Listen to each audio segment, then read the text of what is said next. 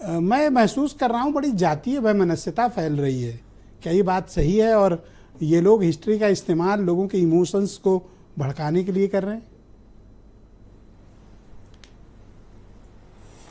ब्रजेश जी, मेरे एक बॉस हुआ करते थे, तो जब कभी प्रश्नोट आते थे नेताओं के कि ये करना चाहिए, ये होना चाहिए, इस तरह तो फाड़ के फेंक देते थे। कहते थे कि हर नेता जब पद में पहुंच जाता है उसको ज्ञान बहुत हो जाता है अकस्मात, और जो मालूम होता है उस पे बोलता है, जो नहीं मालूम होता उस पे बोलता है। तो ये चल रहा है।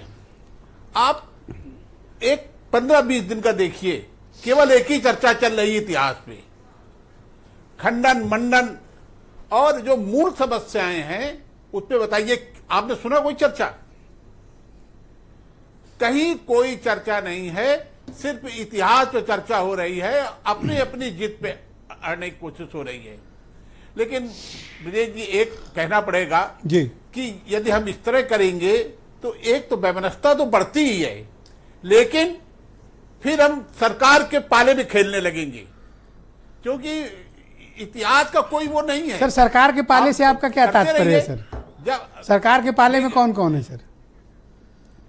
आप अब नहीं, मामला सरकार के पाले मेरा मतलब यह है कि आप बीजेपी के मैदान में खेलने लगते हैं। जब इस तरह की चर्चा करेंगे तो यही चर्चा होती रहेगी, सरकार की अच्छाइयां बुराइयां सब पीछे सर। ये जो विवाद चल रहा है उत्तर प्रदेश में सर, इसका बिगेस्ट बेनिफिशियरी कौन सी पार्टी है? हाँ, नहीं देखिए, मैं एक उदाहरण बताना चाहता हूं आपको।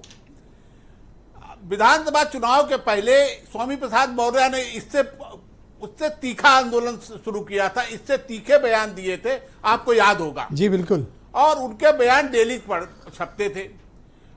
उनके समर्थक थे, रामचरितमानस लेके पहुंच गए जीपीओ, वहां फाड़ डाला जाके। और उन्होंने बाकायदे अपनी पार्टी के नेताओं को समझा रखा था कि साहब, वो जो बसपा के जमाने में जो घिस गए थे, जो कूड़ेदान में चले गए थे मुद्दे, उसको वो उछाल रहे थे डेली। हाँ। उस पर मैंने एक इस उम्मीद में कि शायद उनको सत्ता बड़े अखबार में, तो नहीं, वो समझते थे कि कह रहे थे कि बिल्कुल सारा पिछड़ा एकजुट हुआ जा रहा है और सब एकदम लहर चल रही, लहर। इससे किसको फायदा है सर? वीरेंद्र जी आगे जी, क्या हुआ? इससे किसको फायदा हो रहा है सर? सपा वालों को कि बीजेपी को? मैं बताना चाहता हूं, स्वामी प्रसाद मौर्य अपना चुनाव हार गए और बुरी तरह हारे, उनके सारे चेले चुनाव हार गए।